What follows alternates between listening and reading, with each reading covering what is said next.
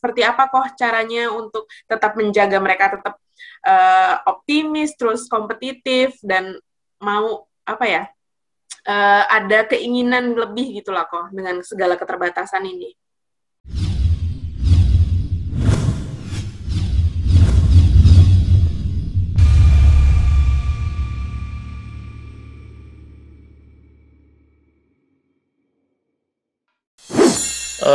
Kalau buat Fajarian ya dan yang bawahnya itu, menurut saya mereka banget ya. Karena kenapa? Mereka ada kontrak, ikatan kontrak sama sama Fajarian kan sama Yonek ya. Jadi mereka tuh ada target. Ada target. Jadi kalau kamu rankingnya segini, ya tetap kontraknya segitu. Tapi kalau kamu turun dipotong, itu ada salah satu menurut saya yang bisa menjaga motivasi mereka terus harus tetap kondisi, harus tetap siap main gitu loh. Jadi itu salah satu menurut saya kontrol juga buat para pemain gitu, karena mereka masing-masing punya kontrak individu dengan catatan-catatan yang ditentukan sama sponsor. Jadi salah satu pemicu mereka buat motivasi ya, kalau dia malas-malas, dia prestasinya turun, kan kontraknya juga nilainya turun.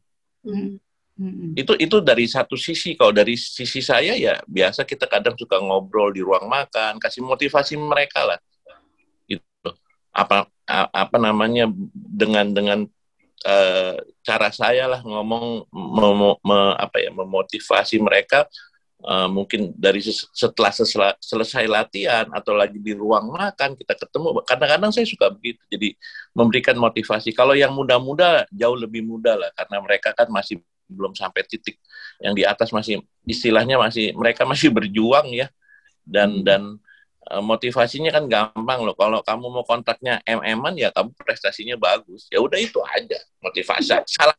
Salah satu motivasi yang kadang-kadang saya berikan kepada mereka untuk menjaga motivasi mereka latihan, persiapan untuk bertanding, kira-kira gitu.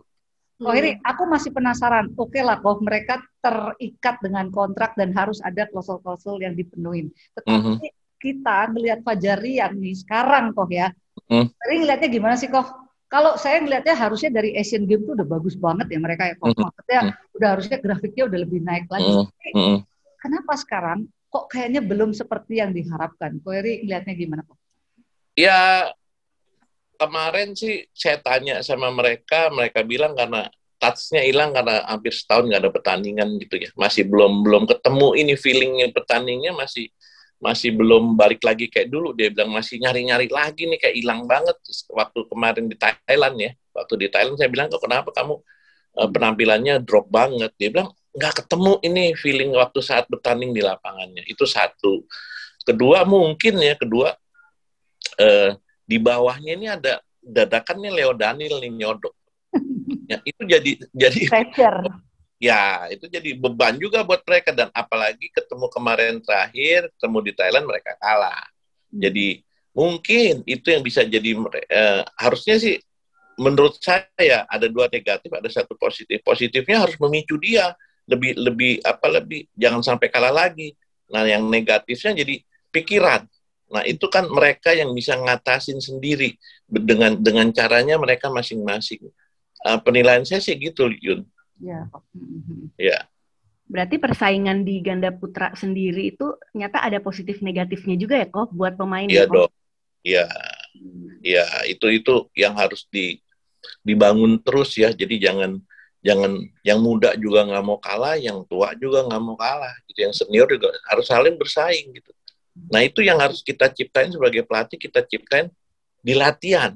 Jangan hanya di pertandingan, latihan juga sama kayak gitu. Oke. Ko Heri, sekarang aku mau nanya sedikit nih tentang pengalaman Ko Heri melatih yang udah berapa tahun kok totalnya kok? Kalau boleh tahu, saking lamanya saya sampai nggak tahu berapa puluh tahun tepatnya. Ya kalau di Platnas sampai selama ngelatih di klub juga hitungannya. Di Platnas berapa tahun kok? Kalau di Platnas saya mulai 93. 93 ya ampun. Ya, 28. Nah, potong 2 tahun. 26. Ya udah, itu aja. Potong 2 tahun kok? Kan sempat keluar. Oh iya. Pernah keluar di 2009 sama 10. Saya masuk 2011. Oke, dengan pengalaman 26 tahun pasti Ko Heri udah banyak banget ya suka dukanya ketemu berbagai karakter atlet, menelurkan atlet-atlet bintang-bintang lah, apalagi ganda putra yang nggak habis-habis kayaknya nih stoknya. Nah, nanti mungkin boleh diceritakan ya kok pengalamannya gimana. Cuma saya pengen tahu dulu nih, Ko Heri itu kan dijulukin Coach Naga Api. Ini julukannya datang dari fans bulu tangkis Cina justru ya. Nah, Ko Heri menanggapi itu gimana? Sampai Koar juga dijuluki naga air akhirnya. Itu tanggapannya gimana sih, Ko? Ya, kita nggak bisa nggak bisa katakanlah, oh saya nggak mau dijulukin ini. Kan kita itu pemberian masyarakat, pemberian komunitas bulu tangkis, penggemar bulu tangkis, ya kita terima aja gitu. Kita nggak bisa buat apa-apa. Itu kan julukan mereka buat ke kita gitu loh, buat ke saya ya sama Aryono, ya kita terima gitu aja. Wait, artinya tuh kalau naga api itu galak, maksudnya apa?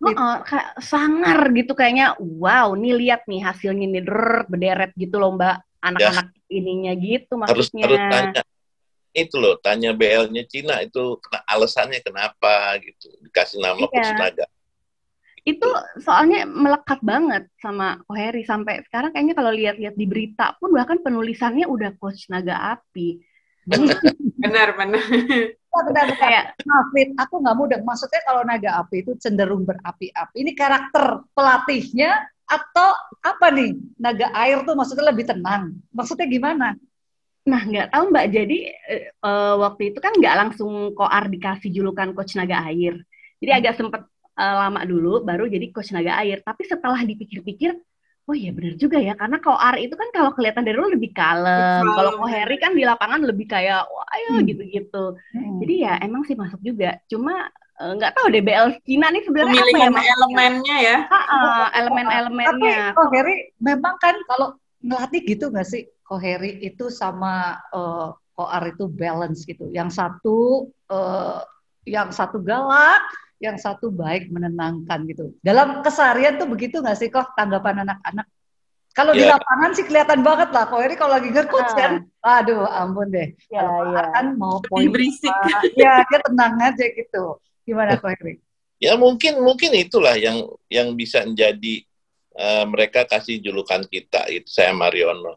Tapi memang kalau kesehariannya di lapangan mungkin saya lebih apa ya? Yang tadi Yuni bilang ya lebih galak. Sebenarnya bukan galak sih. Kalau menurut saya tegas gitu. Tegas, ya. Lebih apa ya? Ya itulah lebih tegas. Mungkin Aryono lebih tenang. Pembawaannya kan Aryono tenang. Jarang lah lihat Aryono marah gitu. Kan nggak pernah Aryono marah gitu. Kalau kalau sekarang sih udah jarang lah. Kalau dulu mungkin memang saya lebih galak, lebih sering marah, saya negor pemain gitu. Mungkin cara saya negor pemain atau Aryono mungkin agak sedikit beda karena Aryono orangnya kan lebih kalem gitu. Mungkin itu sih menurut saya sih. Bagus dong ya balance gitu loh Wit sama Naf ya kan timnya ada jadinya kayak pemain kok. Kalau kita lihat pemain itu kan selalu ada satu yang kayaknya ekspresif yang wah berapi-api, satunya yang kalem gitu. Jadi pelatihnya juga kayak gitu. Apa emang sengaja dirancang begitu apa gimana kok? Ya nggak bisa orang karakter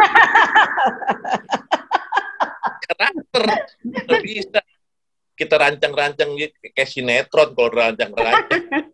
Tapi kalau masangin pemain begitu nggak kok? Pertimbangannya nggak kok? Ya, ada juga sih mempertimbangkan unsur itu ada, tapi memang kalau saya jauh lebih penting itu tekniknya dulu memang saya dari segi teknik kita coba terus baru karakternya mereka mau nggak mau harus menyatu gitu loh dengan beberapa pembicaraan cara saya lah Aryono ngelatih ngasih tau pemain itu gitu. Kok boleh nih Ko Heri partner Koar main di lapangan beneran perpaduannya udah keren banget gitu ya. Serasa Kevin Gideon gitu kan ya. Kenapa?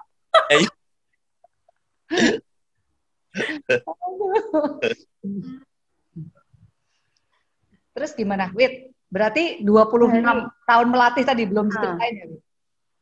Iya, 26 tahun melatih. kok apa suka dukanya kok. Kalau sukanya tuh kayaknya ya kita lihat lah ya. Kayaknya nih kalau dari luar kan kita nggak tahu ya di dalam seperti apa. Wah kayaknya enak banget nih kok Heri. Banyak banget bibitnya. Terus kayaknya cepat banget jadinya. Kevin Sinyo belum kelar, Hendra Ahsan masih ada. Udah nongol lagi Leo Daniel. Kalau dibandingkan dengan sektor lain gitu kan kayaknya wah mesti berjuang keras gitu. Sebenarnya gimana sih kok Heri? Ya, kalau jawab dulu dukanya yang kayak kemarin yang online itu duka. Tapi itu duka bersama kok. Hidup kok. Duka 5 sektor. Nah, yang mau aku tanya duka di Koheri, duka di ganda putra itu apa? Ada nggak dukanya sih kok? Ya ada lah, masa nggak ada dukanya sih? Kayak kalau kita ditargetin gitu terus nggak juara satu, terus kedua kalau pemainnya itu penampilannya nggak maksimal, ya kita nggak lihat menang kalahnya lah, kita lihat nggak maksimal, apa yang kita latih nggak bisa dijalanin sama pemain itu dengan baik. Itu kecewa, kita sebagai pelatih kecewa, kayak ngedidik nggak berhasil di samping itu dari segi teknik ya. Kalau dari segi apa yang lainnya yang nggak berhasil lah gitu kan, kecewa juga, kayaknya kita gagal gitu. Itu salah satu kekecewaan seseorang pelatih. Menurut saya sih hampir sama sih ya, pelatih di mana-mana lebih kurangnya kayak gitu. Tapi kalau untuk kasus Koheri, misalnya contoh ya, kita ambil contoh Koheri misalnya, wah kita merasa gagal. Misalnya Kevin Sinyo belum dapat nih gelar juara dunia, tapi selalu dibantu dari yang di atas. Kevin Sinyo kalah, Hendra Ahsan menang. Hendra Ahsan kalah, Kevin Sinyo menang. Kayak gitu loh kok. Jadi kayak, aduh kayaknya asik banget nih di ganda putra. Makanya hampir jarang ada duka, Wit. Makanya Mbak, saya tanya nih sebenarnya ada apa enggak sih kok nih? Atau udah ketutup sama sukanya saking banyaknya gitu? Nggak ada lah, sama juga kayak kemarin tuh, kayak Fajar Rian penampilan di Thailand kan nggak sesuai harapan saya kan, saya kecewa juga. Tapi memang kita nggak boleh kasih lihat ke orang gimana, kan kita harus mengoreksi diri juga. Jadi jangan menyalahin pemainnya aja, pelatih juga apa program saya salah, apa program saya nggak cocok gitu loh. Terus kita juga harus koreksi diri juga gitu loh. Harus ada balance-nya gitu. Apa pemainnya yang salah, apa pelatihnya yang salah, kan ada dua pihak yang berkepentingan gitu loh. Jadi ya kira-kira gitulah. Jadi kita harus juga ngoreksi diri kita. Jadi harus balance menurut saya gitu ya. Jadi ada dua pihak yang jadi satu, itu baru jalannya bagus. Menurut saya sih gitu. Jadi bisa dibilang, bisa dibilang setiap pertandingan itu misalnya pertandingan penting ya, kayak kejuaraan dunia. Misalnya Kevin Sinyo belum berhasil nih, gagal. Berarti yang evaluasi bukan cuma mereka ya, tapi Koheri sendiri juga mengevaluasi diri sendiri ya, apa salahnya di mana nih gitu ya. Ya. Oke. Jadi pertanyaannya kok, tantangan terbesar buat seorang Heri IP melatih ganda putra itu apa? Tantangan terbesar, kesulitan terbesar. Ya nyari gelar nih buat Kevin Sinyo juara dunia nih belum. Belum jebol ya kok. Belum jebol. Walaupun dari sisi pelatih ganda putranya, tapi kan meluluskan bahasanya apa sih? Memberikan mereka juara dunia buat mereka itu yang salah satu tantangan. Iya, Koheri itu kan salah satu tantangan. Tapi kalau Koheri melihat perjalanan karir yang sudah Koheri lalui, apa sih kok yang masih jadi penasaran tersendiri bagi Heri IP? Atau ada nggak yang pengen lagi dicapai? Ini gue harus nih, belum begitu kok? Ya Olimpik inilah, mau satu kali lagi. Olimpik ini kan saya kepengen banget dapat emas gitu loh. Karena kemarin 2000 kan udah dapat emas ya lewat Chandra Tony udah dapat. Terus Athena tuh perunggu aja gitu. Nah ini salah satunya yang masih kepengen lagi, saya pengen emas, salah satu cita-cita saya ini. Gitu. Persentase 0 sampai 100, keyakinan kok Heri? Saya yakin tuh 75%. Dia punya 2 pasang sih, Witna. Iya nggak? Bisa ada backup ya, Mbak. Kekuatan 2 pasang, ranking 1-2. Apalagi kurangnya, Wit? Betul. Dan itu sudah terbukti, Mbak, di kejuaraan dunia, di event-event penting, patah 1 tumbuh 1000 ibaratnya. Yes. Ya, kalau yang satu kalah nih, sudah hampir pasti yang satu lagi akan menjadi juara kayaknya. Kayaknya Amin. persentasenya Amin. kok Heri harus naik deh, jangan 75 kekecilan, kayaknya mesti 90 deh kalau nggak gitu ya. Mendekati harinya semakin naik dong persentasenya. Sekarang mantap. Progres ya kok. Progres gitu. Siap, kayak latihan aja, ada progres. Ya iya, Ya, selalu begitu. Kok, tapi ini aku masih tetap penasaran nih. Tadi kan Mbak Wit juga udah sempat mention kalau ganda putra tuh kayak nggak ada habis-habisnya, talentnya tetap ada, dari klub juga kayak banyak terus supply. Nah, tapi apa sih kok sebenarnya tantangan terbesar ganda putra Indonesia gitu, dengan banyaknya talent dan yang atas juga masih stabil nih. Ada nggak sih kok tantangannya kok? Tantangannya apa ya? Jadi kalau menurut saya, kalau ya saya pribadi sih, walaupun orang-orang bilang, wah di ganda putra nggak ada habis, saya kepengen lebih banyak lagi tuh pemainnya gitu. Jadi maksudnya banyak pilihan gitu. Jadi kombinasi apa namanya, latihannya, kombinasi pasangannya bisa lebih banyak lagi supaya lawan-lawannya tambah bingung kan gitu. Sekarang 10 ya kok. Sekarang 2 pasangnya bingung dunia, ya kan? Iya. Poin aja jauh nih kok. Hah? Poin aja leadingnya jauh banget nih ke yang nomor-nomor ketiga, keempat. Beda banyak ya. Bedanya banyak. Banyak. Makanya nggak bertanding lama juga masih stay aja itu kan si The Minions ya. Udah, Koeri, guys, nggak mau serius-serius sekarang kok.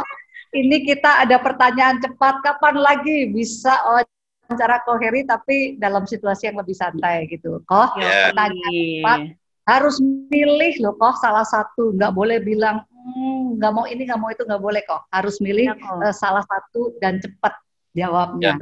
Ya. Karena hidup ini adalah pilihan kok, jadi harus milih kok ya. Pilihannya apa salah gitu kan ya, Wit? Iya betul. By the way, siapa yang mau ngelit ya untuk yang ini? Nah, Mbak Yuni. Aku nanya ya. Mbak Yuni. Oke, siap.